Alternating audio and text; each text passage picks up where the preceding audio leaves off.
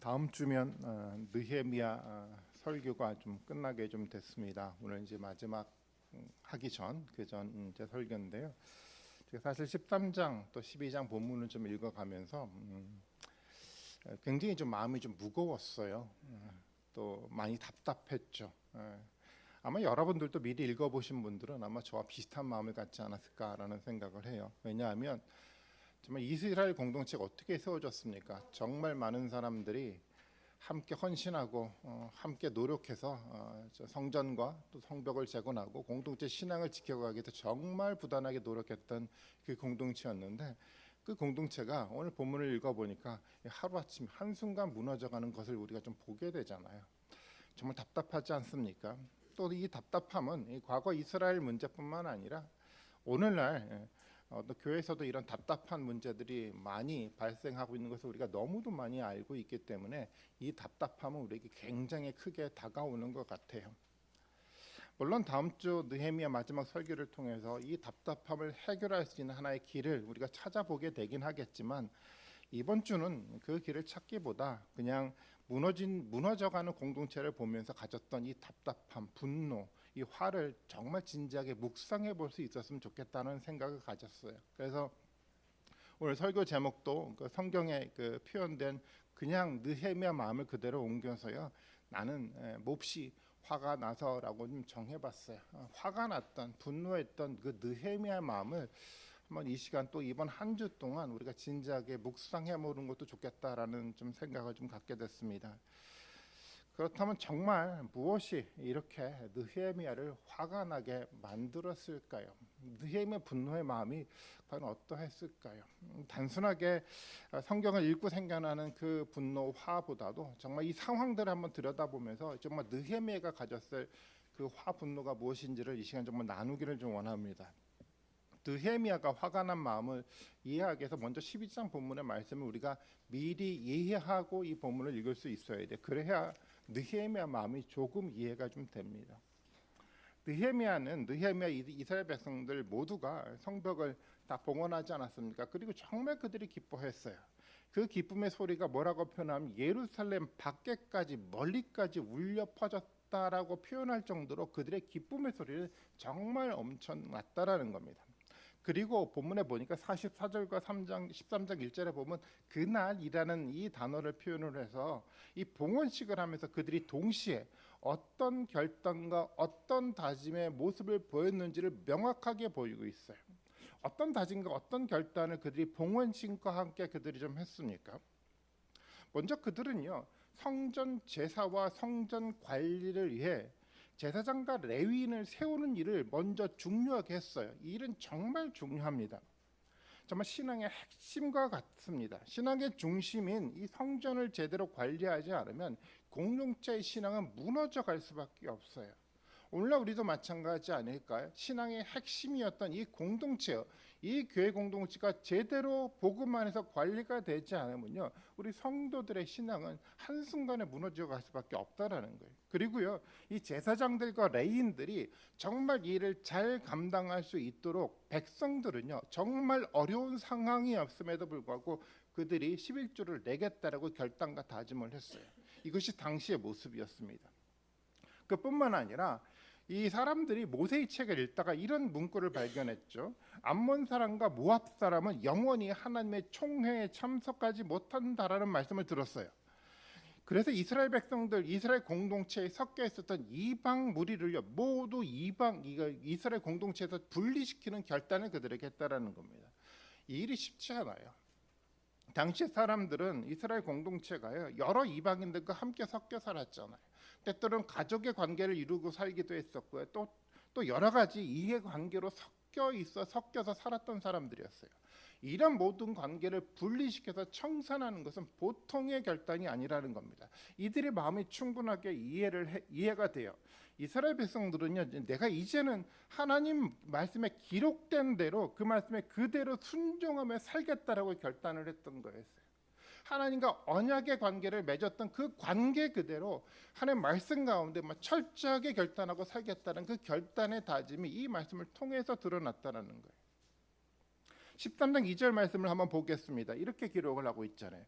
그들은 먹을 것과 마실 것을 가지고 와서 이스라엘 자손을 맞아들이기는커녕 오히려 발람에게 뇌물을 주어서 우리가 저주를 받도록 빌게 하였다. 그러나 우리 하나님은 그 저주를 바꾸어 복이 되게 하셨다. 물론 이 말씀이 이해가 충분하게 되지 않는 분들이 많기는 하겠지만요, 이 말씀을 이해하는 것은 굉장히 중요해요. 왜냐하면 말씀대로 살겠다는 이스라엘 백성들의 결단이 들어가 있기는 하지만 또 느헤미야가 화를 낼 수밖에 없었던 그 근거를 이 본문이 제시하고 있기 때문에 그렇습니다. 이 본문이 먼저 어디에 기록되어 있는지를 좀 알고 찾아서 그 이야기의 배경을 좀 알 필요가 있는데요. 이것은 이스라엘 백성들이 그 광야에서 출애굽하고 광야에서 있었던 이야기였어요. 민수기 23장과 24장에 기록된 말씀인데요. 당시에 그 모압 왕이었던 그 발락이 이 예루살렘 그 이스라엘 공동체가 지나가는 것을 방해하기 위해서 발람이라는 예언자에게 광야에 있었던 이스라엘을 저주해 달라고 뇌물을 주며 부탁을 했잖아요. 물론 이 발람이란 예언자도 그 뇌물을 받고 마음이 움직이긴 했지만 하나님이 가로막았어요. 그래서 3번이나 이 발람을 데리고 저주를 부탁했지만 이 발람은 그렇게 할 수가 없었습니다. 하나님의 그 길을 막았어요. 그래서 이 하나님의 말씀대로 이스라엘을 저주했던 것이 아니라 오히려 이스라엘을 축복하는 축복의 말씀을 발람이 정했어요. 그리고 이스라엘이 모압과 암몬을 이스라엘이 지배하게 될 것이라고 이야기까지 했죠. 사실 모압과 암몬은 이스라엘과 아브라함의 조카였던 롯의 후손이었습니다. 가까운 친족 관계였죠. 그럼에도 광야에서 모압은 이스라엘을 돕지 않았어요. 가까운 친족 관계였음에도 불구하고 이스라엘을 저주하려고 했었던 거였어요. 그들이 가나안 땅에 들어가는 것을 이 가까운 친족 관계였던 모압과 암몬이 지금 방해하고 있다는 겁니다. 이것은요, 산발락과 도비아가 이스라엘 성전과 성벽 재건을 방해했던 것과 같은 의미의 사건이었다라는 거예요. 그런데 하나님은 어떻게 하셨습니까? 하나님은 그들의 저주로 하는 것이 아니라 그들의 저주를 바꿔서 어떤 말로 전했습니까? 축복의 말로 전했다라는 거예요. 이게 하나님의 역사 아니었습니까? 지금 이스라엘도 같은 상황이었어요. 계속되는 방해도요, 이스라엘에 대한 하나님의 일은 하나도 중단되지 않았어요. 오히려 하나님은 그들의 방해, 그들의 저주를 축복으로 바꿔 주셨다라는 겁니다. 이것이 바로 하나님의 모습이었어요. 이 하나님의 모습을 보고 성벽 재건을 하면서 이스라엘 백성도 더 기뻐할 수밖에 없었어요. 끊임없는 방해에도 불구하고 이스라엘의 역사는 중단되지 않았어요. 그들의 저주를 퍼붓는 이야기에 들리더라도 그들은 중단되지 않았어요. 오히려 하나님은 그것을 가지고 오히려 이스라엘 백성들을 더 축복하셨다는 것을 이들이 알았기 때문에 성벽 재건을 통해서 그들의 기쁨의 소리는 예루살렘을 펼쳐나가기까지 위대하게 들릴 수밖에 없었다는 겁니다. 백성들과 특히 느헤미야는 이 위대한 하나님의 역사를 너무도 분명하게 보고 있었어요. 그런데요, 느헤미야가 잠시 페르시아를 다녀왔을 때요, 예루살렘의 상황은 완전히 바뀌어버렸어요. 이스라엘 백성의 공동체가 하나님이 주셨던 축복을 다시 저주의 상태로 만들어 버린 겁니다. 그 이야기가 13장 4절 후의 이야기죠. 정말 답답하지 않습니까? 어떻게 이렇게 한순간에 무너질 수가 있죠? 4절 말씀을 한번 볼까요? 4절 말씀을 함께 한번 읽어보도록 하겠습니다. 같이 읽습니다. 시작.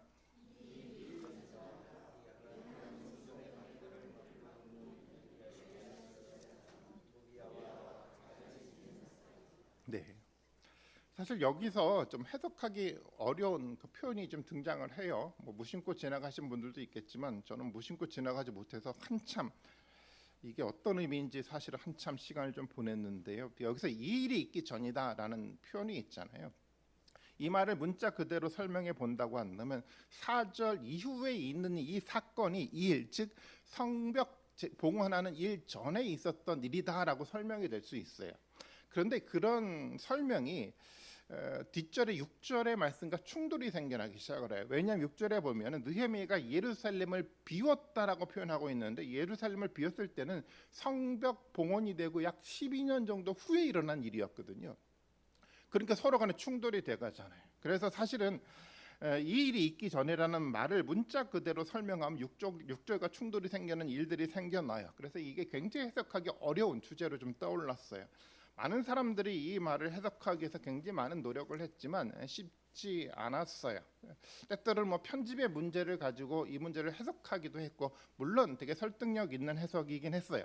그리고 또 어떤 주석은 아예 어려우니까 이것을 설명하지 않고 건너뛰는 주석도 있더라고요.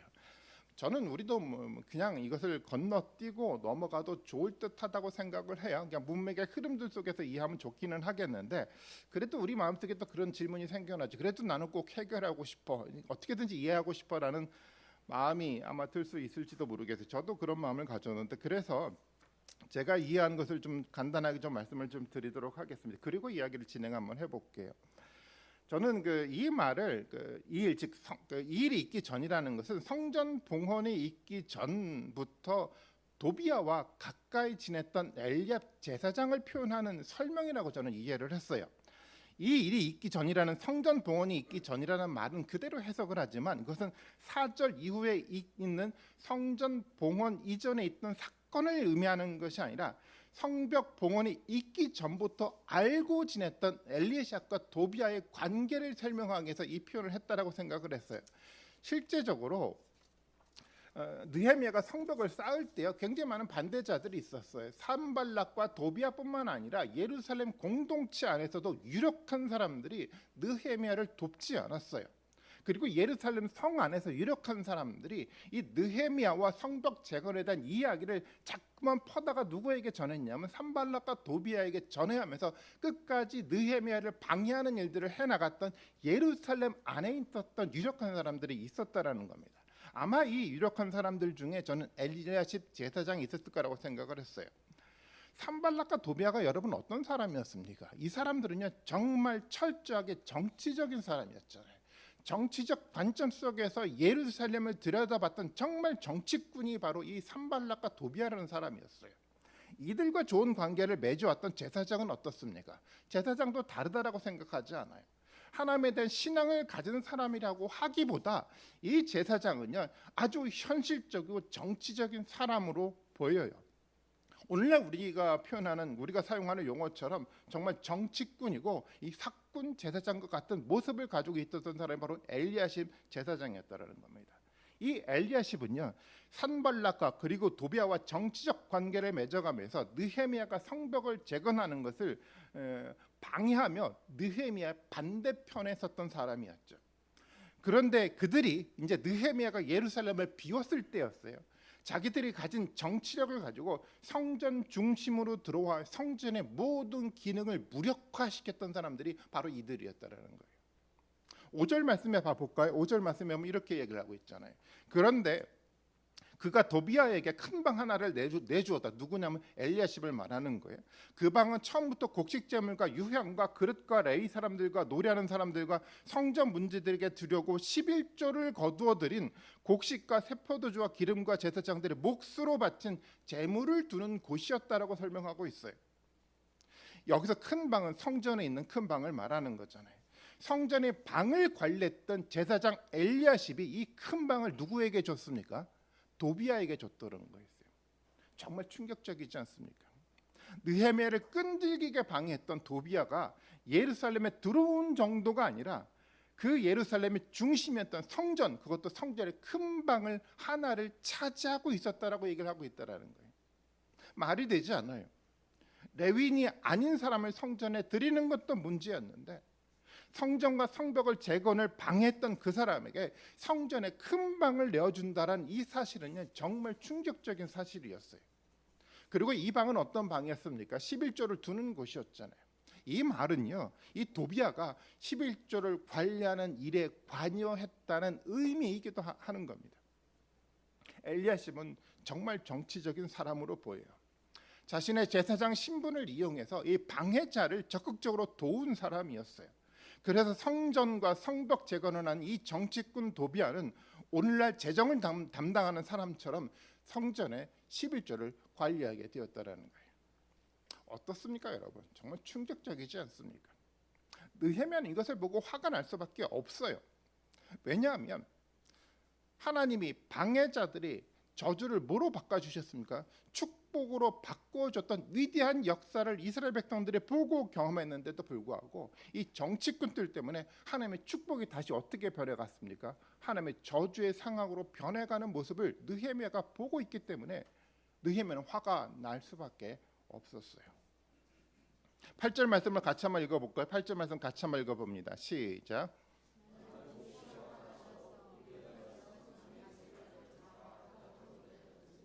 이 말씀을 읽으면서 어떻습니까? 느헤미야의 환한 얼굴이 여러분 보이지 않습니까? 충격적인 이 사건을 들여다보고 분노하는 느헤미야의 모습이 여러분 보이지 않습니까? 이 느헤미야 얼굴에서 우리는 또 다른 사람을 보게 돼요. 여러분 누구를 보게 됩니까?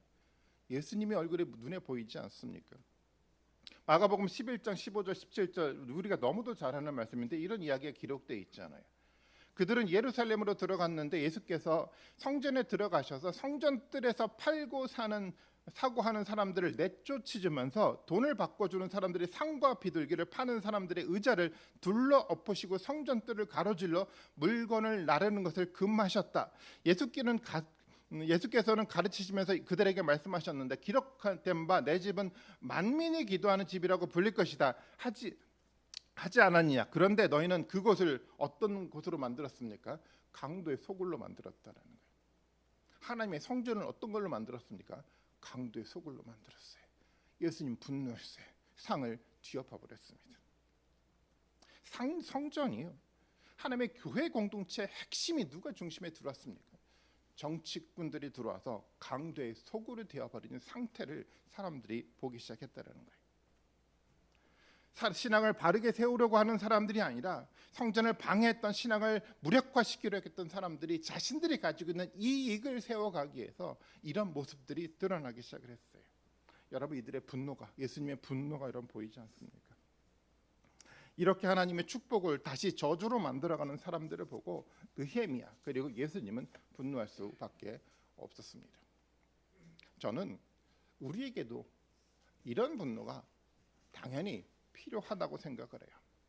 축복의 통로였던 이 교회 공동체가 엘리야십 그리고 산발락과 도비야 때문에 저주의 통로로 바뀌어가는 것을 보면서 여러분 분노하지 않으면 안 된다라는 겁니다. 분노해야죠. 그래야 교회 공동체 신앙이 여러분 지켜지고 무너지지 않을 수가 있어요. 보통 사람들은 그렇게 생각을 하잖아. 공동체에서 사람들이 떠나가면 어떻게 해야지?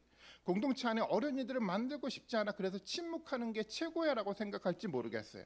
물론 침묵해야 될 때가 굉장히 많습니다. 그런데요, 어떨 때는 침묵하지 말아야 될 때가 있어요. 신앙을 무너뜨리는 일들을 보고 여러분 우리는 분노할 수 있어야 된다라는 겁니다. 그래야 뭐가 무너지지 않습니까? 공동체 속에 하나님이 세우고자 하는 하나님의 교회가 무너져가지 않아요. 이런 일들을 많이 보아하지 않았습니까? 저도 예전에 이런 일들을 정말 너무 많이 봐왔어요. 정치군이라고 해야 될까요? 예전에 제가 부목사했을 때 노회 같은 데를 참석을 하잖아요. 정말 이해가 되지 않았어요. 시작할 때는 거룩한 목소리로 이렇게 예배를 시작하는데 모든 의논들 속에서는 하나님의 거룩함들이 하나도 드러나지 않는 거예요. 이 세상의 정치적 기술들이 사용들에 대해서 이 노회가 회의가 이루어져 가는 것을 보면서 정말 이해가 되지 않았어요. 젊은 저로서. 그리고 또 당혹스러운 것은 뭐냐면 아무도 글에 대해서 이야기하지 않아요. 다 침묵하고 있다라는 거예요. 여러분들도 그런 경험을 해보지 않았습니까? 신속교회가 분리되어 나왔을 때 아마 여러분들도 간접적으로 그런 모습을 들여다봤을 거예요. 이해가 되지 않는 노예 회의요. 정치꾼들이 만들어갔던 그 상황들을 보면서 분노할 때가 있지 않았습니까? 여러분 때때로는 우리가 분노할 수 있어야 돼요. 하나님의 복음 때문에 신앙의 이 정체성을 지켜가기 위해서 이것을 허물어 가는 사람들 앞에 침묵하는 것이 아니라 분노할 수 있는 그런 결단이 우리 가운데 있어 가야 되는 겁니다. 그래야 하나님이 지키시는 공동체가 될 수가 있어요. 무너진 사람들은요, 자신들이 무너져 있는지를 사실은 몰라요. 자신이 말씀에서 떠나 있는 것조차 인식하지 못하고 그들이 살아가고 있어요. 정치꾼들은요, 정치력을 가지고 그것이 마치 신앙이라고 착각하고 살아가고 있잖아요. 말씀 묵상을 깊이 하지 않기 때문에 자신들이 얼마만큼 신앙이 무너져 있는지를 판단할 수 있는 힘이 그들에겐 존재하지 않아요. 그들이요, 공동체를 무너뜨린다는 거예요. 그뿐 아니 이제 10절 말씀 봐볼까요? 10절의 말씀 보면 이렇게 표현을 하고 있어요. 내가 또 알아보는데 레위 사람들은 그동안에 받을 몫을 받지 못하고 있었다. 그래서 레위 사람들과 노래하는 사람들은 맡은 일을 버리고 저마다 밭이 있는 곳으로 돌아갔다라고 얘기를 하고 있어요. 성벽 재건을 하면서 사람들이 먼저 했던 것은 뭐 레위인을 불러 모으는 거였어요. 성전 제사를 제대로 드리고 성전을 관리하게끔 만들어 갔는데 그들이 다 떠나가기 시작을 했어요. 레위인들이 받아야 할 몫을 받지 못했어요. 백성들이 낸 11조로 살아야 되는데 그들이 11조를 제대로 내지 않았어요. 그리고 11조로 거친 것들도요, 레위인들에게 잘 분배되지 않았습니다. 엘리야십과 도비아가 성전을 섬겨야 하는 레위인들에게 정당하게 11조를 분배할 리 없지 않겠습니까? 몇몇 정치력 있고 유력한 제사장들은 남아있겠지만, 그래서 오늘날 작은 교회 목회자들처럼요, 레위인들은 성전을 포기할 수밖에 없었어요. 그리고 세상을 향해 나아갔죠. 이것이요, 느헤미야가 예루살렘을 잠깐 비운 사이에 일어났던 일이었어요. 느헤미야가 있었던 12년 정도의 시간 동안 정말 기쁨으로 지켜왔던 그 모든 것들이 한순간 무너졌다라는 겁니다. 어떻게 이렇게 쉽게 무너져 갈 수 있을까요? 여러분, 이 상황들을 생각해 보니까 여러분 정말 답답하지 않습니까? 허무한 마음도 들지 않습니까? 네, 그런 마음이 우리 가운데도 들 수밖에 없어요. 15절 말씀도 봐볼까요? 15절 말씀 한번 같이 한번 읽어보겠습니다. 좀 긴 말씀이긴 한데요, 15절 말씀을 같이 한번 읽어봅니다. 시작.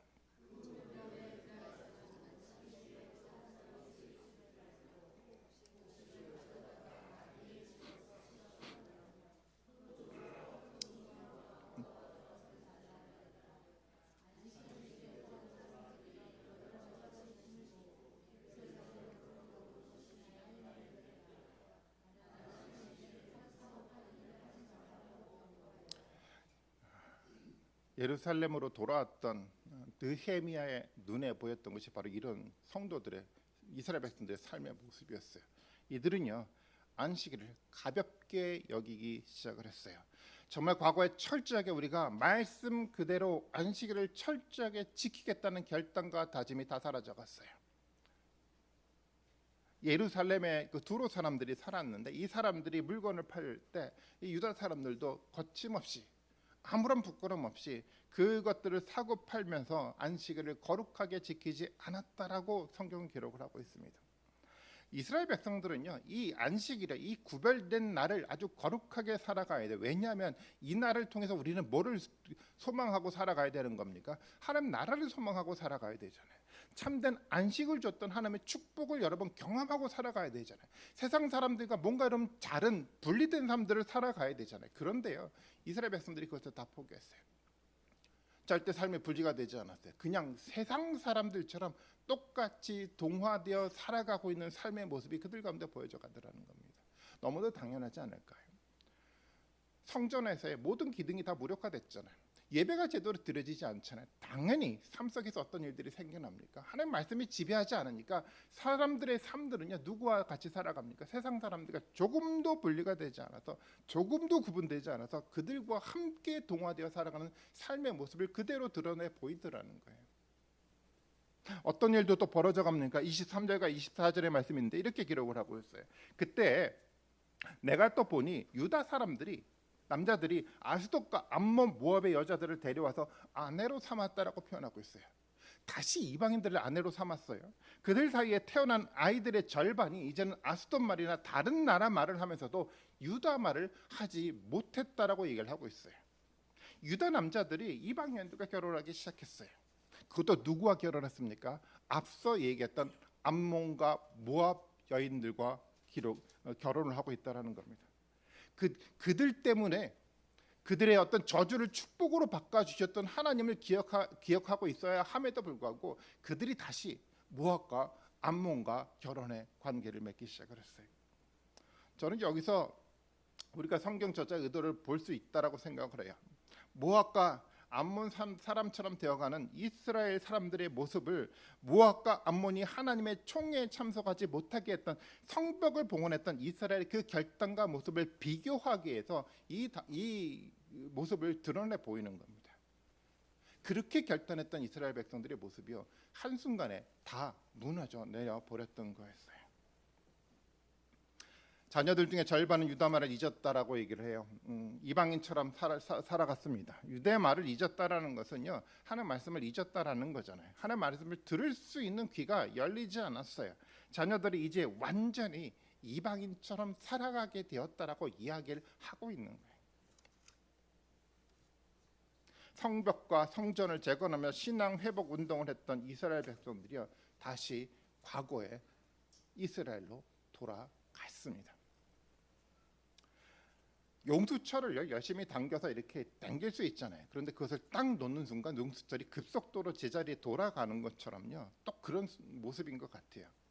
그렇게 노력해서 세워왔던 공동체가 한순간 놓는 순간 완전하게 과거로 돌아가는 이스라엘의 모습을 보고 있다라는 겁니다. 이것을 지켜보던 느헤미야의 마음은 어땠을까요? 그리고 이 이스라엘 사람들을 지켜보고 있는 언약을 맺었던 하나님의 마음은 도대체 어땠을까요? 여러분들의 마음은 어떻습니까? 화가 날 수밖에 없지 않겠습니까? 세상의 창조자이고 정말 진정한 왕이신 여호와 하나님을 버린 이스라엘을 보고요, 어려운 환경 속에서도 끊임없이 신실하게 지켜왔던, 그래서 모든 저주와 모든 세상의 도전과 방해에도 불구하고 이스라엘 백성들을 정말 신실하게 하나님의 백성으로 지켜왔던 그 하나님을 버리고 다시 저주의 삶으로 돌아가는 이 상황들을 보면서 여러분 분노하지 않을 수 없지 않겠습니까? 분노해야 됩니다. 그리고요, 우리는 이런 질문을 던져야죠. 그렇다면 오늘 우리는 과연 어떻습니까? 라는 질문이에요. 오랫동안 쌓아왔던 우리의 신앙이 한순간 무너져 내려버린 그 경험을 우리는 하지 않았습니까? 우리가 아니라면 정말 그런 사람들을 주변에서 많이 보고 있지 않습니까? 신앙의 관심을 완전하게 잃어버려서 겨우 예배 출석만 하는 신앙의 방관자들을 여러분 보게 되지 않습니까? 성경의 언어를 이제 이해하지 못해 성경의 관심을 완전하게 끌어버리고 세상 사람들처럼 세상 사람과 동화되어 살아가는 사람들을 보게 되지 않습니까? 세상 정치인들의 모습처럼 교회 조직에서 그런 정치적 행동을 하는 사람들을 우리는 또한 보게 되지 않습니까? 어떤 사람들은 교회 조직에서 어떤 직분을 가지고 맡고 있고 또 큰 교회 구성원이란 이 한 가지 사실 때문에 자신의 신앙이 완전하게 무너졌던 이 사실도 인식하지 못하고 그냥 근근히 교회를 다녀가는 그런 사람들을 우리는 들여다보고 있지 않습니까? 혹시 우리는 그런 사람이 아닙니까? 예, 그런 사람들을 우리는 많이 보게 돼요. 교단 총회나 노회, 그리고 이 교회에서 성경 논리가 아닌 세상의 정치적 관점 속에서 일을 하는 사람들을 너무 많이 봐왔어요. 예전에 우리가 잘 알고 있는 그 100주년 기념교회 이재철 목사님 같은 분들은 너무 훌륭하시잖아요. 자신의 삶에 대한 원칙들을 세워가고 그 말씀 그대로 결단하며 살아가는 삶의 모습들을 본으로 보여주지 않았습니까? 근데 많은 사람들이 그렇지 않아요. 많은 목회자들은요, 세상의 관점 속에서 살아가려고 해요. 목회자들이요, 여러분 그 대기업의 어떤 그 임원들급의 수준에 해당되는 어떤 것들을 받아가잖아요. 뭐 사례비뿐만 아니라 모든 혜택들이 다 그래요. 예전에 제가 영국에 있을 때 제가 잘 아는, 저를 정말 잘 섬겨주시는 한 나이 많은 권사님이 계셨는데 그 권사님이 저한테 이런 얘기를 하더라고요. 한국에 가서 꼭 목회를 하면 최소한 50평 아파트를 주는 교회에 가서 꼭 목회를 하시라고 저한테 그렇게 축복의 말을 전달하더라고요. 50평은커녕 아무것도. 근데 사람들이 의식의 마인드가 좀 그랬어요. 사람들은요, 그렇게 생각하는 자본주의 관점 속에서 목회를 하고 그렇게 이어져 왔던 모습을 우리는 너무도 많이 봐왔습니다. 신앙이 무너져 가고 있는데 그것을 지켜보고 있지 않아요. 한국 교회 신앙이 어떻게 지켜졌습니까? 한국 초대교회 때, 초기 교회 때 정말 많은 사람들이 눈물로 기도하며 정말 어렵게 싸웠던 신앙의 역사 아니었습니까? 때때로는 순교했고 때때로는 많은 고난과 고통 속에서도 굴하지 않고 복음을 지키려고 부단하게 노력하며 부단하게 여러분 모임하고 기도했던 그 많은 사람들이 싸워왔던 한국 교회의 이 신앙의 전통들을 어쩌면 우리는 쉽게 한순간에 무너뜨릴 수 있다라고 여러분 생각하지 않으십니까? 저는 그래서 우리가 영적 긴장을 놓지 말아야 한다고 생각을 해요. 멈춰서 있지 말아야 돼요. 영적 긴장을 놓는 순간은요, 우리는 한순간 무너져갈 수 있어요. 멈춰설 수 없어요. 계속해서 변화해야 돼요. 너무도 당연한 것 아닙니까? 생명이라는 것의 속성이 그렇잖아요. 멈춰지지 않아요. 자라가게 돼요. 성숙하게 돼요. 마찬가지입니다. 믿음을 가진 사람들은요, 제자리에 머무를 수 없어요. 성숙하고 발전하게 돼 있습니다. 끊임없이 변화하게 될 수밖에 없어요. 발전할 수밖에 없어요. 그것이 생명이 있는 신앙이고요. 그리고 그런 교회가 생명이 있는 하나님의 교회가 될 수 있는 겁니다. 여러분, 우리의 모습은 어떻습니까? 영적 생명을 가진 이 영적 생명이 우리의 삶들을 지금도 계속해서 이끌어가는 그런 삶을 우리가 살아가고 있습니까? 어떻습니까? 아멘. 예, 그런 삶들을 우리는 정말 살아가야 돼요. 저는 우리 시온서교회 공동체 모든 분들이 한 분도 빠짐없이 정말 이 하나님의 말씀에 근거해서 정말 생명력 있는 하나님의 말씀의 근거한 변화를 거쳐가는 정말 하나님의 축복받는 성도로 살아가길 너무도 간절히 바라고 있어요. 그런데요, 신앙이 무너져 갈 때도 있어요.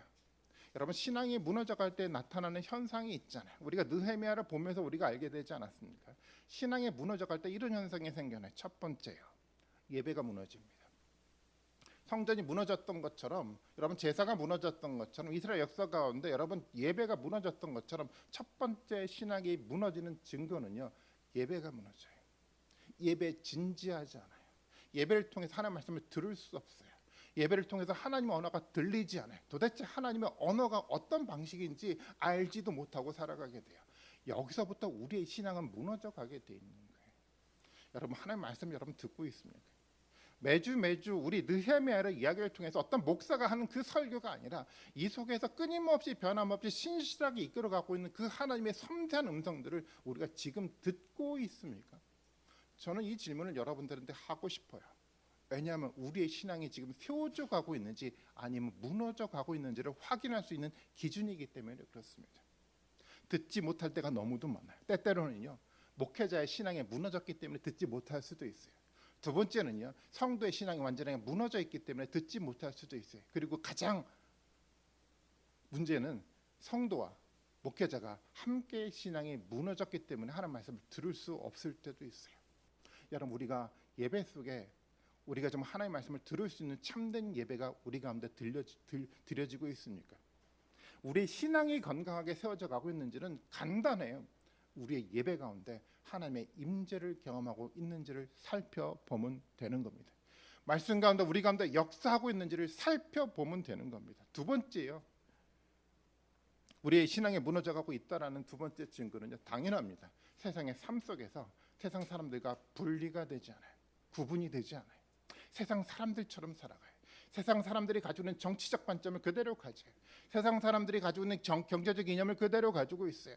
세상 사람들이 가지고 있는 세상의 가치관, 문화에 대한 이념들을 그대로 가지고 그것이 세련된 것들이라 생각하면서 그대로 답습해 나가고 있는 하나님의 말씀과 구분되지 않는 삶들을 살아가게 돼 있어요. 세상 사람들과 분리가 되지 않고 그들과 같이 혼인 관계를 맺는 것처럼 동화되어 갖고 있는 삶들을 살아가요. 하나님 말씀이 당연히 들리지 않으니까, 하나님 말씀이 삶 속에서 지배하지 않으니까 당연히 세상 사람들과 구분되지 않고 분리가 되지 않는, 세상 사람들과 동화가 되어 가고 있는 그런 삶들을 살아가게 되지 않습니까? 하나님의 사람은요, 말씀 속에서 하나님의 관점 속에서 이 세상의 정치적 이해를 할 줄 알아야 돼요. 경제의 문제예요. 하나님의 말씀에 근거해서 경제에 대한 문제를 이해할 수 있는 통찰력이 우리 가운데 생겨나야 돼요.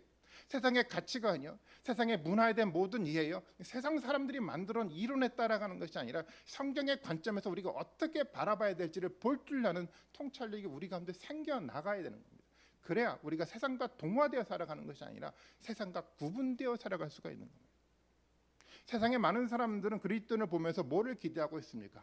우리와 같이 살아가는 그들을 여러분 기대하고 있습니까? 그렇지 않아요. 뭔가 다른이요, 뭔가 특별한 어떤 공동체를 교회 가운데 여러분 많은 세상의 사람들은 기대하고 있지 않습니까? 여러분, 그 기대에 부응하지 않을 때 교회는요, 세상 앞에 손가락질을 받을 수밖에 없어요. 신앙이 무너졌거든요. 우리가 무너져 가고 있다는 증거는 이렇게 나타나. 예배가 무너지고요. 두 번째, 삶이 무너져요. 그리고 마지막 세 번째, 이런 삶의 모습을 보여가고 있더라고요. 용수철처럼요. 그냥 순간 놓는 순간 과거로 복원되려는 이런 모습을 갖게 돼 있어요. 변화가 아니라 과거의 전통 속에 끊임없이 안전하게 머물려가는 속성을 가지게 돼 있어요. 여러분, 이것은요, 신앙이 무너져 가고 있다는 증거입니다. 신앙은 우리 가운데 사도 바울이 말하고 있는 것처럼 마음을 새롭게 함으로 변화를 받아 하나님의 선하신 뜻이, 우리를 향한 선하신 뜻이 무엇인지 끊임없이 발견해 나가는 것이 신앙의 본질인 겁니다. 우리의 생각이 변화가 되고요, 우리의 감정이 변화가 되고요, 우리의 의지가 변화가 되는 그 참된 변화를 통해서 끊임없이 하나님과 동행하는 새로운 인생들을 살아가게끔 만들어가는 것이 신앙의 역사인 겁니다. 어떻습니까? 우리 신앙은 느헤미야가 분노했던 정말 한순간에 무너지는 그 신앙의 모습 가운데 거하고 있습니까? 아니면 그 모습이 아니라 끊임없이 몸부림하면서 우리가 끊임없이 하나님과 더불어 발전해 나가는 그런 신앙의 모습으로 우리가 성숙해 가고 있습니까? 저는 진지하게 우리 모두가 이런 질문을 던져봤으면 좋겠어요. 하나님이 우리의 모습을 보고 답답해 하실까요? 아니면 하나님 우리의 공동체의 모습을 보고 하나님이 기뻐하실까요? 여러분, 이 질문을 한 주간 던져보면서 정말 분노하고 답답한 것이 아니라 하나님 우리를 보며, 그래, 너 잘한 거야. 그래, 너 일주일 동안 어렵지만 그래도 잘한 거야. 이런 칭찬을 받는 우리 모든 성도들이 되었으면 좋겠어요. 그런 삶들을 살아갈 때, 여러분, 그럴 때 성도 한 사람 한 사람들 통해서 이 교회 공동체가 하나님이 기뻐하시는 건강한 온전한 공동체로 끊임없이 발전해 나갈 수 있어요. 그리고 그 공동체를 통해서 누가 오시는지 아십니까? 예수 그리스도가 이 땅 가운데 오시게 돼 있어요. 저는 이것이 마지막 느헤미야의 결론이라고 믿고 있습니다. 이 공동체를 통해서 만들어가는, 답답했지만 정말 분노했지만 그렇지만 그것에 속하지 않고 정말 예수 그리스도를 붙들고 십자가를 붙들고 새로운 희망의 길들을 찾아가는 우리 모든 성도님들, 시은소 교회가 되시기를 주님의 이름으로 축원드리겠습니다. 같이 한번 기도하시겠습니다. 함께 같이 한번 기도하길 좀 원합니다. 정말 신앙이라는 게 한순간 무너지더라고요. 저도 많이 경험해 봤어요. 근데 무너지고 나면 자기가 무너졌는지 무너져 있지 않는지도 구분조차 되지 않아요. 그게 굉장히 어렵습니다. 여러분, 우리가 그래서 영적으로 긴장해야 돼요. 매주 우리가 드리는 예배요, 정말 소중하게 생각하셔야 돼요. 정말 진지하게 예배 가운데 참여하면서 하나님과 더불어 살아갈 수 있는 참된 결단이 우리 가운데 끊임없이 고백되어 가야 되는 겁니다. 그래야지요, 하나님과 더불어 만들어져가는 하나님의 사람으로 살아갈 수가 있습니다. 그런 삶에 대한 승리를 우리가 할 수 있었으면 좋겠어요. 그래서요, 여러분들을 이곳 가운데 모아서 축복으로 주신 거잖아요. 이 시간 같이 한번 기도하실 때 하나님 일주일 동안 다른 것이 아니라 하나님을 붙들고 좀 하나님이 기뻐하시는 삶들을 살아갈 수 있는 우리가 되게 해달라고요. 이 시간 같이 한번 기도하길 원합니다. 기도하시겠습니다.